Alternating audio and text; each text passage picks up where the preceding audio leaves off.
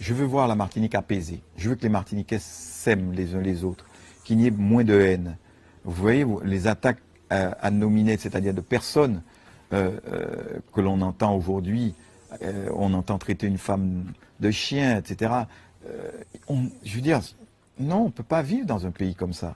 Et vous savez, on peut se dire, oui, mais c'est la vie politique. Non, ça n'est pas la vie politique.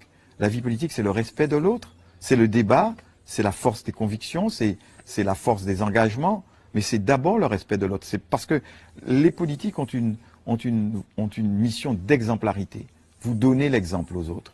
Et donc, parce qu'on dit que l'exemple vient d'en haut, d'une certaine manière, dans le fonctionnement des gens entre eux, si vous montrez qu'il faut être violent, eh ben en dessous, tout le monde sera violent. Donc moi, je souhaite une Martinique apaisée. Je vais réconcilier les Martiniquais. Je ne suis pas fâché avec Alfred, je ne suis pas fâché avec Serge, je ne suis pas fâché avec les autres. On ne partage pas toujours le même point de vue. Quelquefois, c'est un peu rude, mais dans le fond, nous sommes tous des Martiniquais. Donc je souhaite une Martinique qui soit réconciliée. Je veux une Martinique réconciliée avec elle-même aussi. Une Martinique où notre affirmation identitaire de Martiniquais ne se fasse pas en négation de notre appartenance nationale. Nous sommes Martiniquais, nous sommes Français, et nous sommes Européens, et tout ça, on doit le conjuguer harmonieusement. Et on ne doit pas dire, pour montrer que je suis Martiniquais, je ne saluerai pas le drapeau, je ne mettrai pas le drapeau sur les bâtiments publics, je ne veux pas être ministre de la République française parce que je suis Martiniquais. Mais non, il n'y a pas de contradiction. Et on sert aussi bien, même mieux quelquefois, les intérêts de son pays et de sa communauté.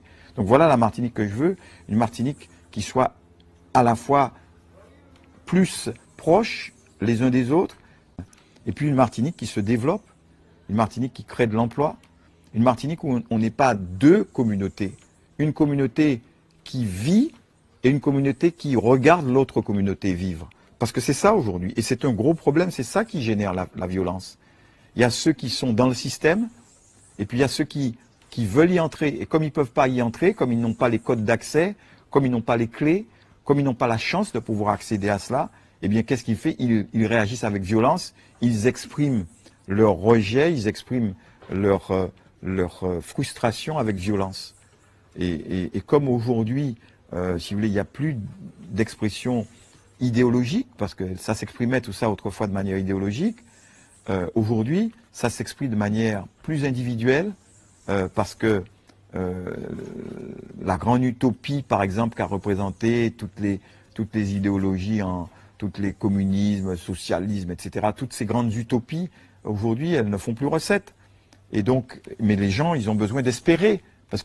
Et donc, comment ils espèrent? Eh bien, ils disent, eh bien, puisqu'on ne peut pas espérer, on va casser cette société, on va casser ses codes, on va exprimer par la violence notre rejet.